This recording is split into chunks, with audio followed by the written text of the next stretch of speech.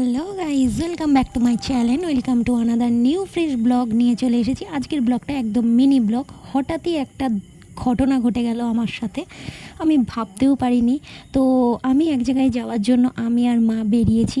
তো দেখতেই পাচ্ছ স্টেশনের দিকে যাচ্ছি। তো স্টেশন থেকে উঠে স্টেশনে তো উঠলাম, ওঠার পর ট্রেন আসলো। ট্রেনে ওঠার পরেই দেখছি কি হলো, আমি যে সাইডটায় বসে রয়েছি তার উল্টো সাইডে একটু চেনা চেনা মানুষ লাগছে। তো আমি সাথে সাথে ভিডিওটা করে নিলাম। নেওয়ার পর মাও তো গিয়ে বসেছে, তোমরা দেখতেই পাচ্ছ। তারপরে দেখি মা তো চিনতে পেরে গেছে। মা বলছে, মামুন দেখ এই তো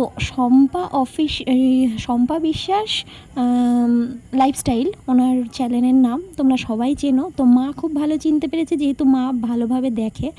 তারপর আমি চলে আসলাম ওনার সঙ্গে। অনেকক্ষণ কথা টথা বলার পর জানতে পারলাম যে টিয়াদি রয়েছে অপর কম্পার্টমেন্টে। তো আমি ওখানে চলে গেলাম।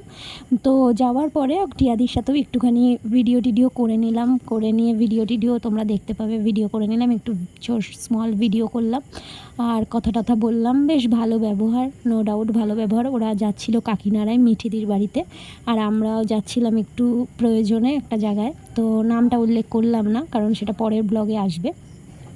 তো যাই হোক, তারপরে তো খুব মজা পেয়ে গেলাম, যে আমি ভাবতেই পারিনি যে যারা বড় ইউটিউবার তাদের সাথে আমার হঠাৎ করে ট্রেনের মধ্যে এরমভাবে কথা আর এরমভাবে দেখা হয়ে যাবে। তো চলো, তোমাদের সাথে এইটুকুনি মিনি ব্লগটা শেয়ার করলাম। ভালো লাগলে কিন্তু লাইক কমেন্ট শেয়ার করো, আর অনেক অনেক শেয়ার করো, যাতে টিয়াদির কাছে, রাজ টিয়ার কাছে আর শম্পা কাকিমার কাছে ভিডিওটা পৌঁছায়। তো চল।